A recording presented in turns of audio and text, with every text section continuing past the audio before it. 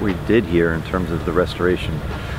The pond behind me, the window by the pond, was a pre-existing pond that was built in the 50s, and it had a asphalt liner, and it started to degrade and we were losing water, and it was pretty much overrun with invasive plants. There was some biological systems happening, but it was silted in and full of invasive plants. So after looking at it and reviewing the condition of it, David and myself decided to include this into the larger project scope. So we completely excavated the pond last year and put a clay underliner, rubber liner, and then sand, and then we looked at the plants that we wanted to introduce, and of course being natives and what they offered to both the visitor experience, because when choosing plants it's very important to keep that in mind because we still are a garden, but also how the plants would benefit the wildlife. So it was sort of a mix of decisions in order to choose the plant selection.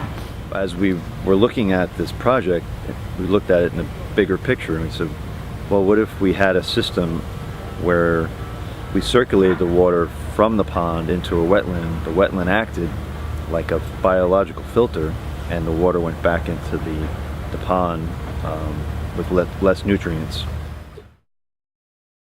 We did inside the park with the bigger plants.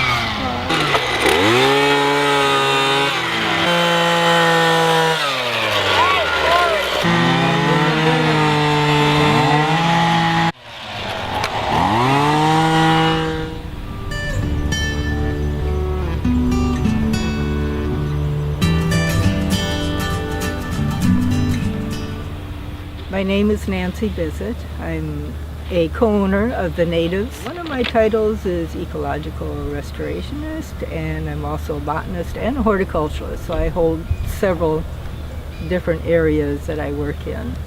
And when Bok Tower decided to do this garden expansion, I was privileged to be able to work on several of the specialty areas, which included the bog and wet prairie and sandhill and flatwoods. The bog area, actually, it's a fairly small bog, but what we're trying to do is to give somewhat of a representation and a feel for what a panhandle bog is like, with a lot of the pitcher plants, but we're also featuring some of the pinguiculas and the little sundews, and I think we even have some of the Venus flytrap in there, so there's a variety of insect capturing plants, as well as flowering and rush-like plants that are typical of bogs in North Florida. And then for the wet prairie, it's considered sort of an extension of the bog. It's maybe not quite as wet or as much inundated, and it's a little bit more representative of Central Florida. Again, we collected a lot of seed the year before. Most of them were produced by seed, but much to our surprise, some of the seed didn't germinate quite the way we had scheduled. In fact, some of it started coming up a year later. So as an alternate to that, and to get the massive diversity, I think I should back up. Wet prairie in Florida, as well as the flatwoods, are some of the most diverse ecosystems that we have in Florida, very species rich. And so we tried to, in planning these gardens, to reflect some of that diversity, as well as accent as much as we could the flowering plants that would give show through all of the seasons. And when we laid out the planting, we tried to do it in a way where there would be some nice drifts of wildflowers, as well as a lot of diversity in some of the areas. That's always a question I get on every restoration. When is this going to look like a flatwoods?